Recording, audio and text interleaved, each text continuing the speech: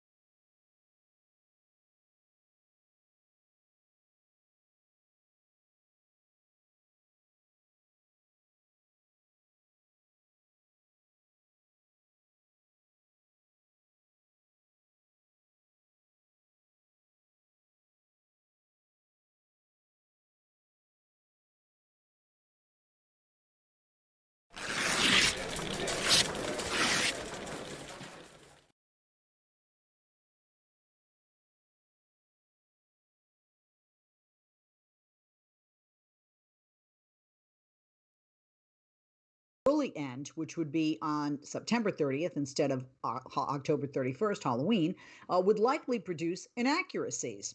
Duh, and thus impact political representation and government funding around the nation. The judge in the U.S. District Court for the Northern District of California issued a preliminary injunction in the case, and experts believe that the shortened census, which was already delayed for months, if you remember, amid the coronavirus pandemic, would lead to undercounts nationwide, especially in low-income and remote areas that have been slower to respond. And by the way, I think we'd all agree the people that need to be counted most. The administration had argued that the speed up was necessary in order to meet a December 31st deadline that would have seen census data turned over to the federal government to begin processing congressional allocations. Let's rip another. No? Okay. FBI Director Christopher Wray responded to a question on the security of mail-in voting to the Senate Homeland Security Committee also yesterday. And he said that the agency has, quote, not seen historically any kind of coordinated national voter fraud effort in a major election, whether by mail or otherwise, by the way. Now, the president has ramped up his claims without any evidence, I might add, that widespread mail-in voting would rig the 2020 election against him. And I just want to bring something up. In 2016, if you look at the data regarding exit polling and all of the voters and how they voted and mail-in voting specifically and fraud, okay? If you just look at the breakdown, Donald Trump benefited from mail-in voting. You have absentee mail-in voting from military members, which is largely a Republican voting bloc. And he also benefited from a group that he's not doing as well with this year of 2020 and this time around in the election, and that is seniors.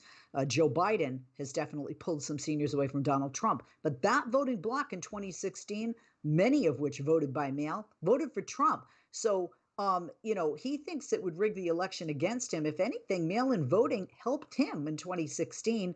No idea why he's putting that out there in 2020. Like I said, there's no evidence of it. A couple of days ago on Wednesday, he declined to say whether he would commit to a peaceful transition of power. There it is. People think Hillary Clinton is just a sore loser, and that Joe Biden, Chuck Schumer, Adam Schiff, other Democrats that have alluded to the president not going easily peacefully or going at all. Well, the fact he won't commit to a peaceful transition of power to get out if he loses the election to Joe Biden. Instead, he says, quote, the ballots are out of control. And this is why we need everyone to vote, whether in person or by mail, so that on election night in November, we have a winner, whether it is Donald Trump or Joe Biden. We have a winner by a large enough margin that we don't drag this out and that we don't go to court as we saw it with Gore v. Bush years ago. We don't need that again.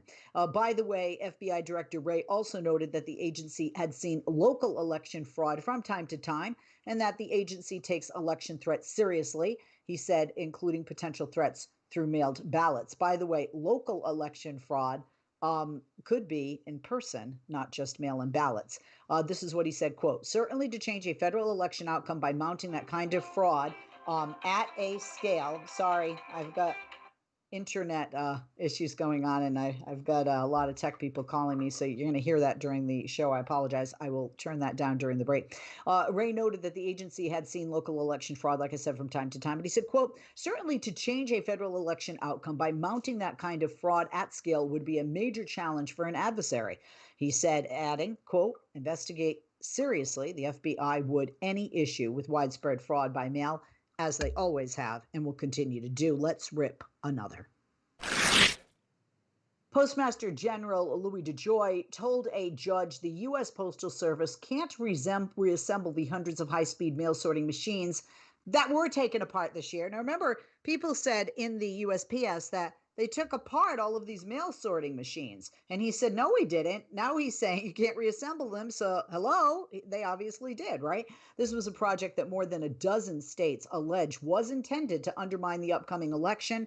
They felt that Mr. DeJoy and his political leanings and contributions in the past have weighed into helping the president's claim with regard to mail-in ballots and hurting the very institution, the USPS, that is Lewis, yes, thank you, that is charged with delivering those ballots to the right location. Remember, originally, although he backed up, he was going to reduce not just staffing, but cut out overtime completely, further crippling the USPS from doing its job properly. And you have an election coming up. I have to say, it smells very politically motivated. I don't trust him and this decision, especially with his opinions and his checkbook with regard to the Trump administration in support of the president and that administration. A nationwide injunction that was issued last week in Yakima, Washington, should be amended to acknowledge that the machines can't be put back together. That's what both he and the USPS said in a filing case that went forward 2 days ago on Wednesday. Now, the machines dismantled under an initiative by DeJoy, by the way, were stripped for parts to improve or repair other machines. Quote, it is therefore not possible to return such machines to service, both the USPS and DeJoy said. Now, remember, DeJoy is a major Republican donor, but that filing was announced and written by both the organization and their boss right now, Mr. DeJoy. The September 17th injunction granted by U.S. District Judge Stanley A. Bastian requires that USPS to reverse disruptive operational changes implemented by DeJoy, including restrictions on overtime and changes to the handling of election mail, such as absentee ballots applications. Well, the order was sought by a group of Democratic state attorneys general who have sued the Postal Service. Bastian is yet to rule on DeJoy's request to amend that injunction. A second injunction was issued against the USPS this week in a suit brought by voters in federal court in Manhattan, and another group of states is seeking a third nationwide injunction on DeJoy's changes in federal court in Pennsylvania, where arguments took place yesterday. And at that hearing, lawyers for the USPS said delays are being reversed and claimed states were exaggerating the impact of the changes. Are you kidding me? Let's rip it out. The sudden uncertainty surrounding the future of the Affordable Care Act could be an enormous political liability for Republicans and opportunity for Democrats. In key states come November, millions of people in crucial presidential and Senate battlegrounds would lose their health care coverage, millions, if the Supreme Court strikes down the law, as the Trump administration is urging it to. Now, there is a chart out there in that it shows that the number of people enrolled in the ACA's insurance marketplaces or are covered through its Medicaid expansion. These options, by the way, have become especially important over the last 6 months, right? Millions of Americans have lost their jobs. Millions of Americans, thus, have lost their insurance provided by their employer due to the COVID-19 pandemic. More than a quarter of non-elderly Americans have a pre-existing condition that insurers in the individual market, by the way, could refuse to cover without the Affordable Care Act. And I'm not just pulling this out of my sleeve. This is per the Kaiser Family Foundation. Republicans paid a steep electoral price for trying to repeal parts of the Affordable Care Act in 2017. The lawsuit against the health care law, if it succeeds, would boot even more people off of their coverage and would undo even more of the regulations from the Affordable Care Act. Now, there are several vulnerable Republicans, including Senator Susan Collins, who I think's out. Martha McSally, I think's out. Cory Gardner, I think's out, by the way. And I'm not just saying that because I want it. I'm saying that because when you just look at the numbers, they are in purple states that expand. Arizona's not as purple, but Mark Kelly's has had a double-digit lead over her sometimes.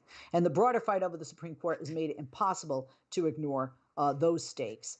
Then lastly, Democrats are preparing for the apocalypse scenario of backdoor elector swaps, and their lawyers are preparing to challenge any effort by President Trump to swap electors chosen by voters with electors selected by Republican-controlled legislators. And one of particular concern, the state of Pennsylvania. GP controls the state house there. I'm Leslie Marshall. That's what's written in the headlines. Coming up, our great guest, all three of them, and you right after this. Don't go away.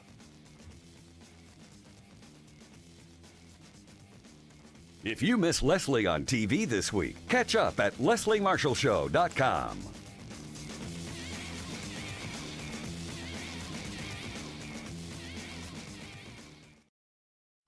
If you're worried your friend may be struggling, remember, you don't have to be there to be there.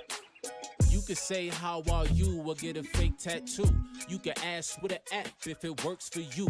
You can write them a text or knit them a sweater. If you can't be together, you can write them a letter. Whatever gets you talking. Whatever gets you talking.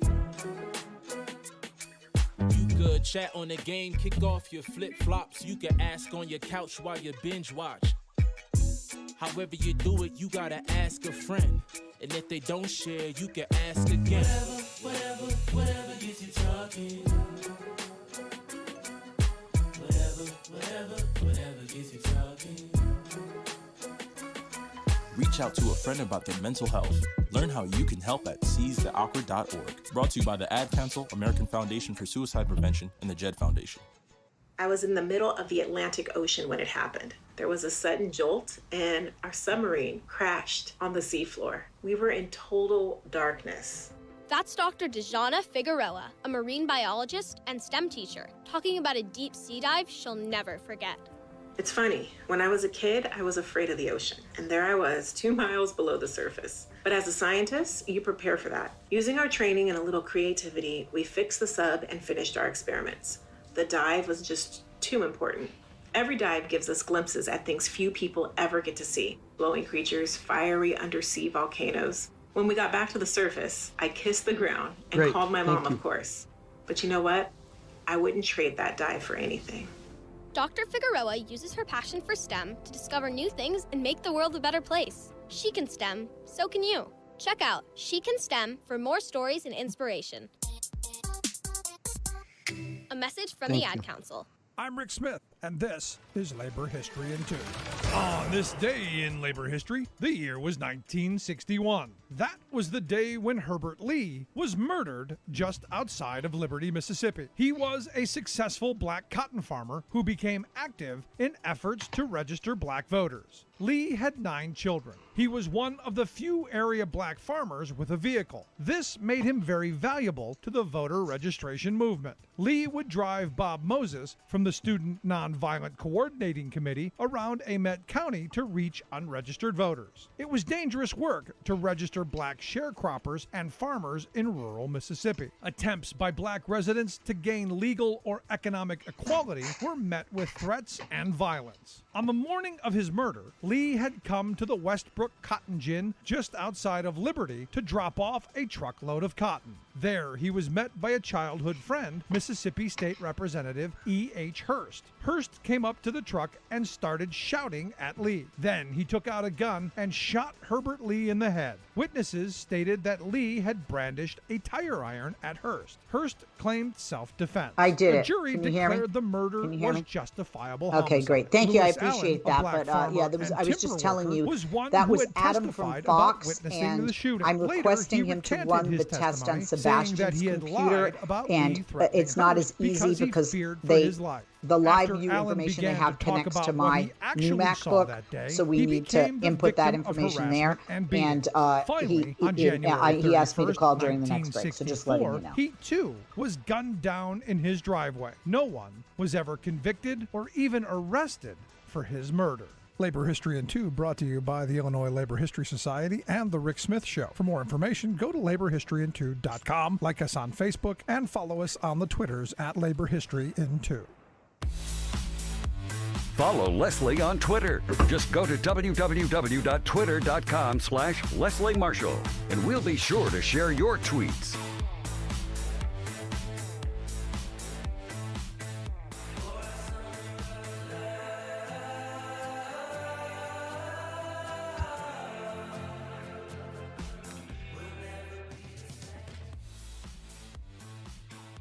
Happy Friday. How you doing? Welcome or welcome back. I'm Leslie Marshall. Welcome back, and thank you for joining us, whether you're listening or watching. I have not one, not two, but three great guests, and I really, really love what we're going to be talking to our guest about today. And I want my guests to know why, if our shared publicist hasn't told them that yet. We're going to be joined in just a moment by, not like I said, one, two, but three great men and co-authors of How Millennials Can Lead Us Out of the Mess We're In. A Jew, a Muslim, and a Christian share leadership lessons from the life of Moses. It's going to be released on October 20th. It's available right now on Amazon.com for pre-order. We'll get to those authors in one sec, but I wanted people to know. Many of you know, I have a Jewish parent, I have a Christian parent, and I have a Muslim husband. So this actually tugs at my heartstring. My kids aren't millennials yet, but definitely the product of, at least culturally, three religions. More than a pleasure to have these three gentlemen and co-authors with us. Rabbi Mordecai Schreiber, Dr. Iqbal J. Unus, and Reverend Ian Case Punnett. More than a pleasure to have you with us. Rabbi, I'm sorry, Mark? Punnett, I'm sorry. More than a pleasure to have the three of you with us. Rabbi, Doctor, and Reverend, more than a pleasure. Welcome to the program. Good afternoon, and thank you for taking the time on this Friday. Well, you could have saved us all a lot of trouble and written this book yourself. So you're really kind of letting us down to find out that somebody else should have been doing this, but hadn't been. So we only wrote it because you were asleep at the switch. So we finally knocked one out for you. So well, I can tell by the caller you're the Reverend, and we will be seeing all the other gentlemen. Ian's fine. We just prefer Ian. That's fine. Once you speak, first of all, Reverend, why don't you start it off? Whose idea was this? And, because at first it sounds like a joke, right? A Muslim, a Jew, and a Reverend, a Christian walked into a bar. But whose idea was it and why? Well, Dr. Unus gets credit for this. So he had written a small version of the concept of talking about Moses in understanding him from a Muslim perspective in terms of leadership, and he contacted me and asked whether I might help sort of broaden the appeal of that a little bit. And I said I thought the best way to do it would be to also then bring in a rabbi so that we could all be talking about it from slightly different positions, but also look for that unified voice, and that we decided to write it as just one voice. So you can't really ever tell who is saying what in the book. Dr. Unus, I'm wondering, because you had started with the idea of Moses, why you chose Moses, because there are a lot of great leaders and biblical characters or prophets that are shared by all three of the big three, Christianity, Judaism, and Islam. Doctor?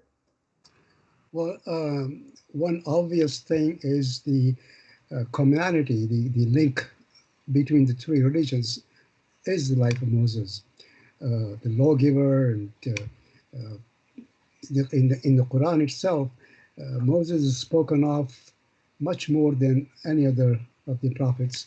His story, his narrative is covered in several chapters, and basically in different parts of his life. That's one idea. The other idea was, if you look at it really from a leadership perspective, Moses' life is much more detailed in terms of the specifics, his specific actions, the specific role he played at different times in life, that you could pick up and turn them into lessons that are timeless and appeal to the contemporary. And my personal interest in looking at Moses to begin with was really that, to look for leadership lessons in the story of Moses. The reason I do that is believing that people who are exercising leadership would have a greater appreciation for it if they could tie it to their basic belief systems. And that's where Moses' life comes in. Thank you.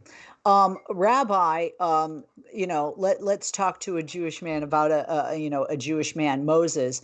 What was your response, to this idea, and what did you think could be brought to the table in modern day in learning about, somebody who was such a great leader spiritually and otherwise as Moses? Rabbi? Yes, I've always been aware of the great divide that we, of the three religions, managed to create among us, which led to a lot of unnecessary wars and bloodshed and suffering. And as I'm getting older, it's become so clear to me that we need a common denominator to bring us together, a unifier. Yes. Divisiveness is lethal for today's world, but we see it everywhere, not just in the United States. I see it in my native Israel. People are very divided. And just using two examples, it's everywhere. And here we found a historical figure that nobody can challenge, except that today I had a posting on Facebook and somebody told me that this book is a Jewish plot. So I wrote him back and I said, yeah, blame the Jews. I answered him, I said to him, when in doubt, blame the Jews, yeah. I said, ya habibi in Arabic mean, my dear one, don't be so cynical. Let's have a sulha. Sulha in Arabic means what, Iqbal? Make nice, make peace. Enough already with this nonsense. Right. So I'm getting a lot of reactions on LinkedIn and Facebook that are very supportive and very excited about the book, but I also get the other side. Yeah. People who think that, who do you think you are? What gives you the right to do this? Well, somebody gives me the right. Yeah. Well, and Reverend, I wanted to ask to that point that your book I read is, quote, meant for sincerely spiritual but church-resistant Bible readers. Would you agree with that, Reverend? And if so, why? And why do you think the book would appeal to that group within the group? We designed it that way because there's, especially with regard to millennials, the idea of, I think it's kind of an obnoxious term, but people refer to the unchurched, which I don't care for because I think actually church is everywhere and people get all sorts of church, but it's really for the bookstore faithful and the people that like to read it in their own terms and in their own way. And that was our lens from the very beginning. In fact, we make several nods to atheists and agnostics in the book because we still think that these lessons are timeless and that they're beneficial regardless of whether you have any faith at all. And so it isn't just a matter of that. But then again, as I just learned today, it was a Jewish plot. So it changes everything. I don't... Isn't everything a Jewish plot? People used to say that when Jews run the world, we own everything. It's not just that, Rabbi. There's a Jewish world order to overthrow the world, right? Yes, we have private meetings. The Emblers of Zion, they were sitting there plotting. I know, but Yeah, we're going to take a break. I'm sorry. I hate interrupting a rabbi, so forgive me. God forgive me. We will be back with our three wonderful guests and this wonderful book right after this. Hey, Dad, how do airplanes fly? What's in this box? Can I touch this? That's pretty funny. Where does sand come from?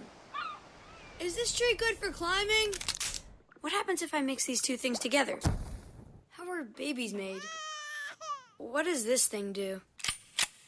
Kids are curious about everything, including guns. Talking to them about gun safety in your home is a good first step, but you can do more. Always keep your guns locked, unloaded, and stored separately from ammunition. Storing your guns securely is the best way to prevent family fire, including unintentional shootings. For more information on safe gun storage and ways to keep your family safe, visit endfamilyfire.org. That's endfamilyfire.org. What do we keep in the attic? What's this thing called? Can I ride my bike backwards? Like I said, kids are curious. It's up to us to keep them safe. Brought to you by End Family Fire, Brady, and the Ad Council. Wake up and text. Text and eat. Text and catch the bus. Text and miss your stop.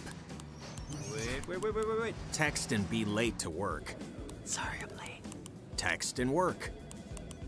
Text and pretend to work. Text and act surprised when someone calls you out for not working.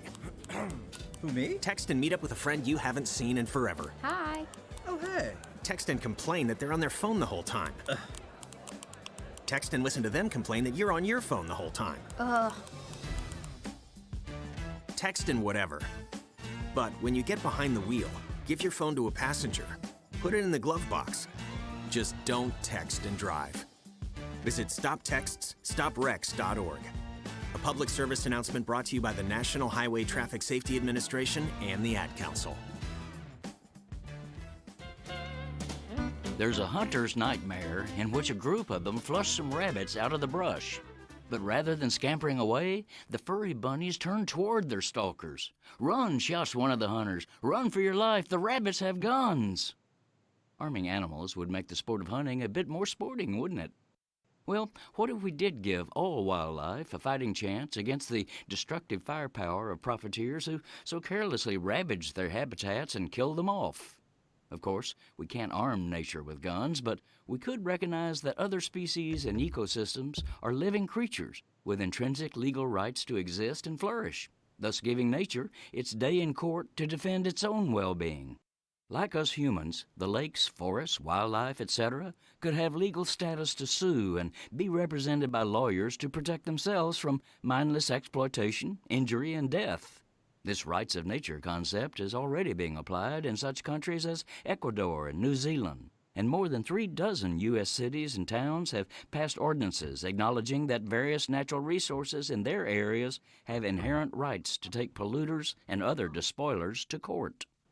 Ironically, the corporate powers, who have perverted law, logic, and nature to have their lifeless profiteering entities declared persons, are aghast that Mother Nature can have rights that can counter the corporate claim that their right to profit is absolute.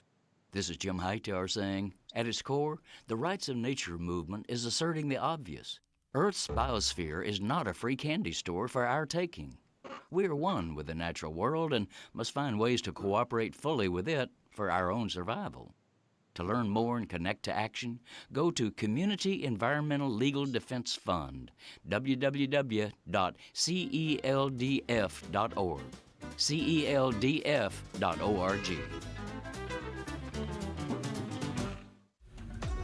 Life, liberty, and the pursuit of truth. The Leslie Marshall Show.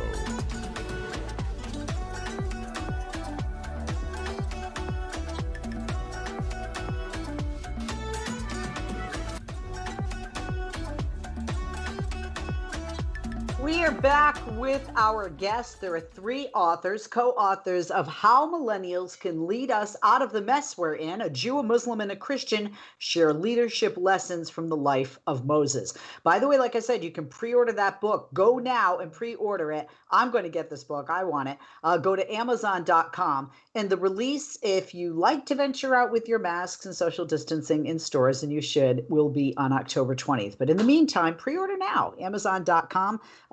Do as I do and say today. More than a pleasure, like I said, to be back with Rabbi Mordecai Schreiber, Dr. Iqbal J, Unus, and Reverend Ian Case Punnett. Thank you, gentlemen, for holding there and for being with us today. One of the things that I noticed, from reading snippets and press releases on the book, is that it attempts to synthesize the religious views of Judaism, Islam, Christianity into one unified, harmonious voice. And I love it, singing a single hymn. Right now, we're very divided politically. We're divided socially. We're divided along lines of color, it would seem. We have some racial imbalance and certainly some anger over racial injustice. How do you feel, Doctor, that that people today can take that unified message, if you will, from Moses in those times into modern times like today? Well, first of all, as far as the people who believe in either in any of these 3 faiths or other faiths would want to look at it from the belief point of view, in the sense that they want to go back and see, okay, where is the divine message coming from? If I believe in a divine, where is the divine message coming from? And the divine message comes through divine messengers. So the next question would be, okay, who are these divine messengers, and which of these divine messengers can I easily access? And the easiest messenger access in the case of the interaction of these 2 religions is, of course, Moses as the beginning beginning of the law, that the divine law that was revealed to him. Now, how does it relate to the times that we are in? That is the question that people would ask. Well, I mean, the answer would be that we need to realize that even though times have changed, we haven't changed in terms of the human nature. The human nature is there. And, there are a few changes that are impact of social environment that we're in. But we need to realize that in human nature and the lessons that we could learn from the quote unquote ancient are really timeless. And our job is to look at those lessons and see how we can apply them in the circumstances that we are in. But the lessons themselves are timeless. Interesting. Rabbi, I want to talk about the Middle East and specifically peace or lack. My understanding is that the three of you are on the same page in the sense that the new initiatives with regard to actually fall short of solving the main problem. Obviously, one is statehood for the Palestinians. First of all, I wanted to, I'm not, trying to just target you and get your opinion on it because you are the Jewish man at the table. You did say you're from Israel. I was wondering, do you think that your of unity could move the needle on the conversations that need to be had in and surrounding the Middle East peace process, and specifically Palestinian statehood? Leslie, from your, I hope you're being heard, because I pray every day that at long last, the children, I grew up in Haifa, beautiful city on the Mediterranean, Arab children, Christian children, because the British were there. We was a British before the state started. I was there, I remember it. And us, Jewish kids born there, first generation natives, we got along fine and everything was great. And then everything fell apart. And to this day, it's over 70 years later, we have drifted away. And, business agreements with Bahrain and with the Emirates, let alone advanced arms agreements, is not a solution to our human problem. Because like the doctor said, we all have the same human nature. We all have the same abilities. Nobody's superior, nobody's inferior, and particularly a little country like Israel, surrounded by an ocean of Islam and Arabs, etc., must find a way to integrate itself from a social, cultural, and any point of view, and become part of the Middle East, and let the Palestinians have their own state, because there's room for a Palestinian state, there's room for Israel. And unless and until this process begins, everything else is simply barking up the wrong tree. I want to jump in and just ask one more question, Rabbi, if you don't mind, just to that point.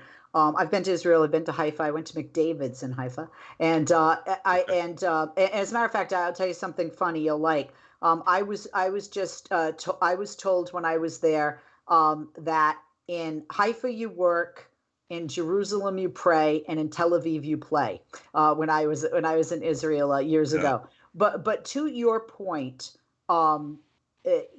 regarding human beings and everything you've said, just absolutely beautiful. We read a lot of polls. You hear a lot of things that people say in Israel. Is your experience that now in 2020, Israelis are divided on this? Because I hear a lot of people talking like you in all different generations regarding Palestinian statehood. When I was in the early years of the state, we had great goals and great ideals. And even our founders, our great leaders, talked about peaceful coexistence with the Arab world.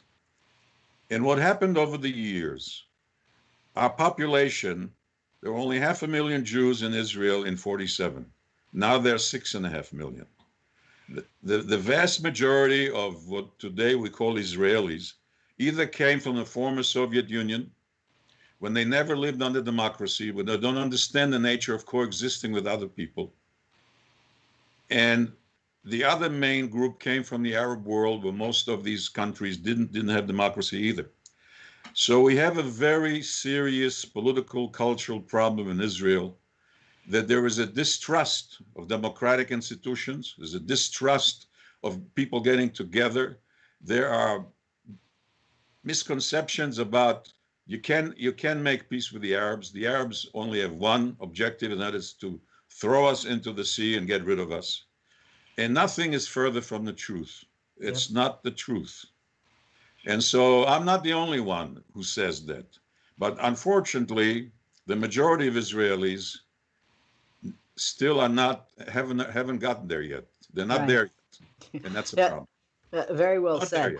Very well said. Reverend, I wanted to ask, because all three of you are men of a different religion, and certainly all three of you, I would imagine, have better theological chops than the the average non-religious leader. Did you learn anything about Moses that maybe when you were researching and writing this book with these two gentlemen that you didn't know before this great book, How Millennials Can Lead Us Out of the Mess We're In? I wouldn't have taken on the project if I wasn't interested in learning. So that's a goal, a daily goal. And I think what you have here already, and just in hearing this conversation, here you have a man who was born in what became Israel. So the rabbi's older than Israel. Dr. Unus was born in a part of British India before it was Pakistan. So he's older than Pakistan, and I'm only older than you. That's the only thing I'm older than.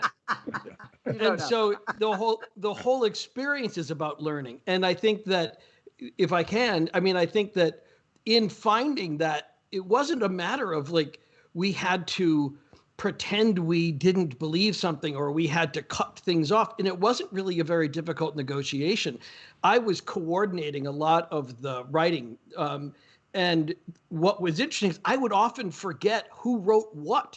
And I'd have to go back to the title on the email to see whether it was from Dr. Unus or from Rabbi Schreiber. Interesting. Reverend, hold that thought. We have a break, but I'm coming right back to you. You have the floor, and you will have it on the other side of this quick commercial break. I'm trying to give all you guys equal time because I'm very fascinated, by this. I really want people to get the book, and like I said, I'll tell you more about it, and we'll be returned in a moment with our guests. America, your children have an amazing superpower. They can help save lives by not having play dates. That's right. By replacing get-togethers with virtual play dates and video chats, they can help slow the evil spread of germs. And if your superheroes do go outside, make sure they continue their superhero wing by staying 6 feet away from others to protect everyone in America land. Find out more at coronavirus.gov.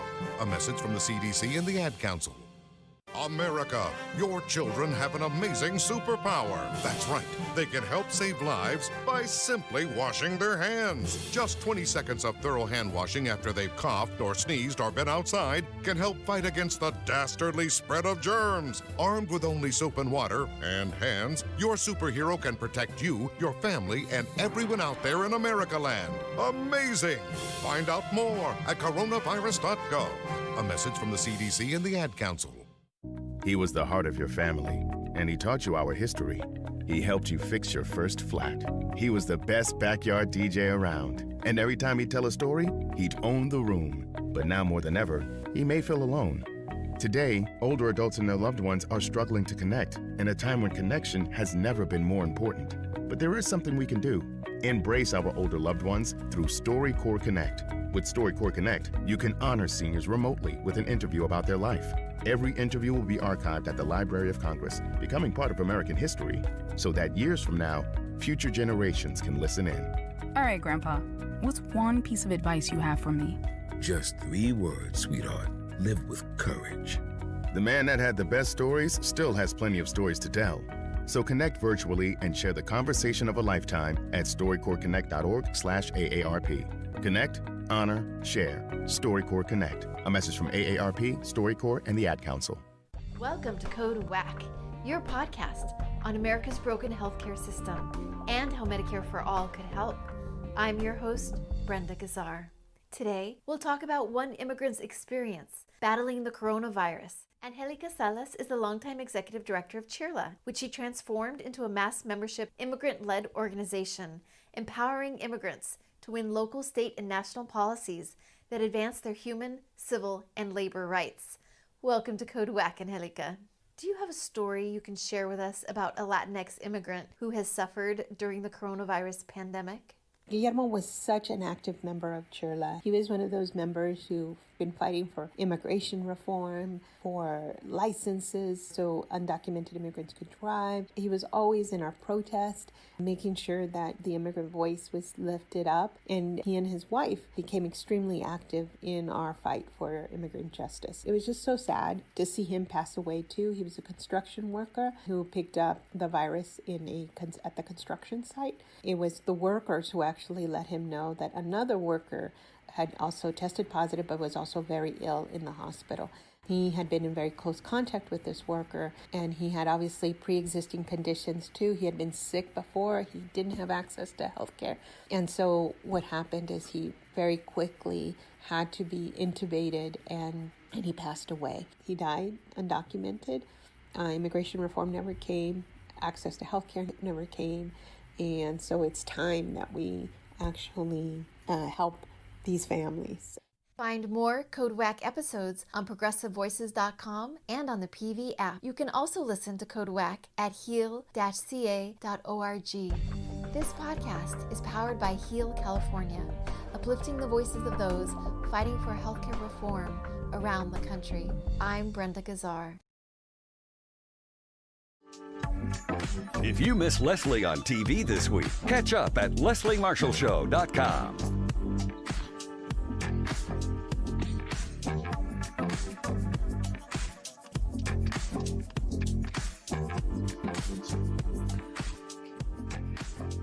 We are back. Welcome back. I'm Leslie Marshall. Thank you for joining us.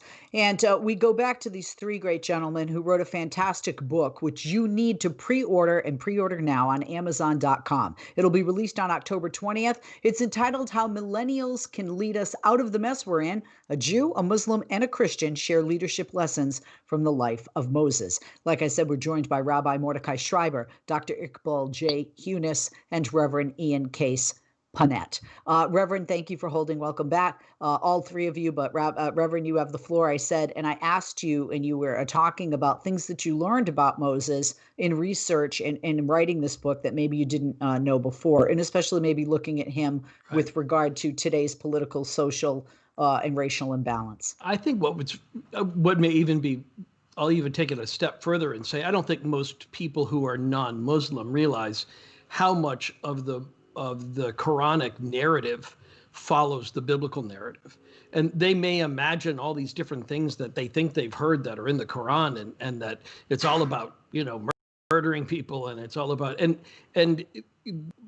abuses that go on for all religious texts, right? That these our religious traditions are often used against ourselves, and people will pull them out and yell at us with chapter and verse.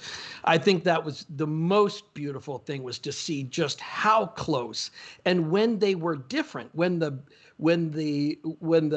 Hebrew narrative of Moses differs from the Muslim narrative, or the Quranic narrative of Moses, it's so informative. It's so interesting to see where the points, most of them just touch, right? They just were like right along, almost like very parallel. But when they diverge for the most interesting reasons, which is part of what I think is the most interesting reading about the book for anybody who would want to understand the Moses narrative in a more universal context. That's awesome. Yeah, I like that. And one thing, having come from two different backgrounds and marrying into another, I definitely have seen a lot more similarities than differences. Yeah. But differences make the headlines, right, and not the similarities.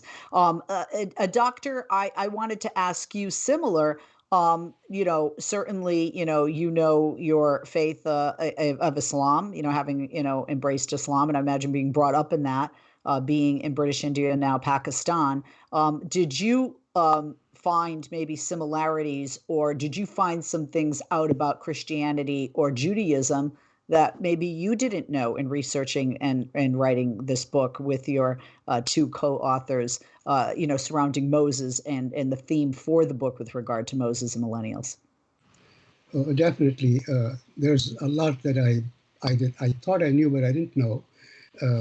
But one important point I think we need to make is this, and I think the book makes that point, and we all agree on that point, that regardless of the events and circumstances and actions and things like that, it is the lessons that we need to focus on.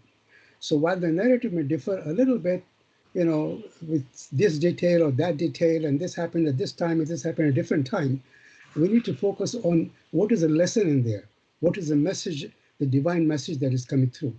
And so if you look at it that way, then you don't think of these as differences, you think of these as simply different narrations, which are actually tying the same thing. They have the same thread running through them. For example, we talked about the difference of what was the age of Moses when, as Christianity describes it, and the Quran doesn't mention the age. But what does it matter? Because the lesson is the important thing. So I guess that's a very important lesson that we should learn. And if we always look at the divine messages from that perspective, what is the lesson? What is the divine teaching? Instead of focusing on the details and little this difference, little that difference, we'll be all better off. Rabbi, in the 4th chapter, I believe it is, of your book, How Millennials Can Lead Us Out of the Mess We're In, there is a discussion of a ruthless, overbearing tyrant versus a humble servant leader. And I thought it was very interesting, especially when we have an election coming up in November, and how our current president is viewed by some, how Joe Biden is viewed by some, how leadership in general here and throughout the world are viewed by some versus the masses, we the people, the voters. I would love you, sorry, it's chapter 3. My apologies, not chapter 4. I would like you to speak to that, Rabbi. The book isn't out yet, so we haven't read it yet. So we're looking forward to reading the book when it comes out. Okay, Reverend. Rabbi, chapter 3, which you didn't know, talk to us about that ruthless, overbearing tyrant versus that humble servant leader. Yeah. I think it's a wonderful concept. It's as old as time. One of my favorite figures in history is Abraham Lincoln, one of the most admired humans that ever lived. And he was humble. He was modest. And I know that in the African-American community, the concept of a servant leader is very prominent, very prominent. And we all need to learn from it, because oppressed people, and African-Americans certainly have been oppressed, and we Jews also have been oppressed. We were slaves in Egypt in the time of Moses, and I don't need to tell you about the Holocaust. So oppressed people have a sensitivity and an awareness, and great leaders do too. And those who were born with a silver spoon in their mouth and never suffered any want or any, those people cannot understand the human heart. So this is the key. I'm not saying that Biden is the greatest leader in the world, but I'll say one thing about him. He's all heart. I love that. That in itself is a divine gift. Okay, Roosevelt, Lincoln, etc. These were giants. We don't get giants very often, but we all need to be human. Otherwise, forget it. Absolutely. Reverend, on that point, speaking of being human, some would say we also need to be humble. Moses was humble. And you guys talk about in chapter 4, this is chapter 4, I had my chapters reversed, Moses and the miracle of humble leadership. And I think that's essential today when we have so many leaders, not just our own president, but throughout the world, who certainly have forgotten humility. Reverend? Well, this is where actually a very direct tie-in to the millennial piece of the book is there was no sense of autocracy. He was not, even though he was given the agency to do it that way, he saw his role as a unifier. He saw that it would benefit everybody if he brought in his brother. if there were other people, if he got a buy-in from the community when they went to Egypt.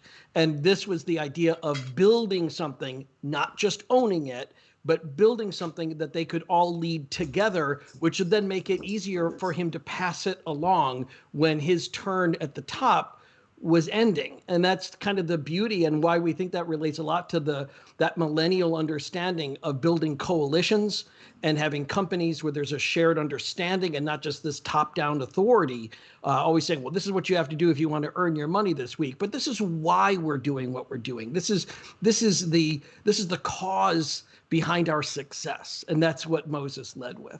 Awesome. Doctor, quickly, because I want to get both of you in addition. Sorry, my new puppy. Doctor, you talk in, the three of you write in chapter 6, Moses and Leadership Lessons Learned in Times of Tyrants. Doctor, if you could just name one lesson, because I don't want to give the book away, I want people to buy the book, because we certainly have a lot of tyrants out there. One lesson learned from Moses and leadership in a time of tyrants.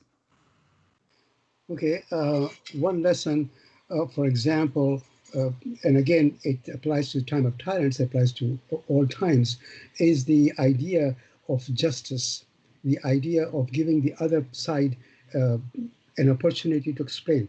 And it may seem very little, when you read it, but when you think about it, when Moses went away and the Israelites, the story of the calf, the golden calf, and so on. And when he came back, he was very upset because people worshiping this statue. And everybody knew, at least in the Quranic version, who was responsible for this. That was a man called Samri.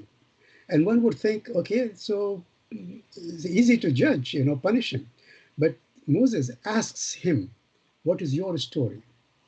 The idea that you do not judge people before you give them a chance to present their side of the story. This idea of justice, even in the face of such difficulty, is very important. Actually, wonderful. Rabbi, I want very quickly, chapter 5, Moses. Oh, we have 30 seconds, so we are out of time. I love you guys. I love you guys so much. I really do. You're awesome. The book is How Millennials Can Lead Us Out of the Mess We're In. It will be released October 20th. It is available for pre-order now. Please get it, pre-order it on Amazon.com. You can get hardcover or Kindle edition. And Doctor, I lived in Pakistan. I lived in Karachi for 4 months, and I adopted my son from the ED Foundation, and I know the EDs quite well, and I know that you, a Pakistani, would know them as well. So I want to say thank you to everyone. I should have said hello, assalamu alaikum, and shalom in the beginning. I don't know goodbye to all of you and thank you in all of those the languages. I think shukriya, right? Is it in Urdu? And I know thank you, Reverend, in English. And Rabbi, help me out here. What's thank you in Hebrew? Toda. Oh, yes. Okay. My Jewish family's going to be very angry when they watch this. Okay. Thank you, gentlemen, for being with us. And once again, How Millennials Can Lead Us Out of the Mess We're In. And I love that because we need millennials to lead us out of the mess we're in going forward. The book will be released on October 20th, available for pre-order now at Amazon.com in hardcover or Kindle edition. And where can you get a Jew, a Christian, and a Muslim to come together and unite and agree and talk about things from biblical times and the time of Moses that are relevant to today? I think it's awesome. Thank you, Rabbi Mordecai Schreiber. Thank you, Dr. Iqbal J, Unus, and thank you, Reverend Ian Case Punnett. Thank you, Punnett. Thank you for joining us. I'm Leslie Marshall. We hope you'll be with us again. And like I said, I hope you will get that book. Go to Amazon.com. Have a great day and great rest of the weekend. You too. Thank you. Thank you.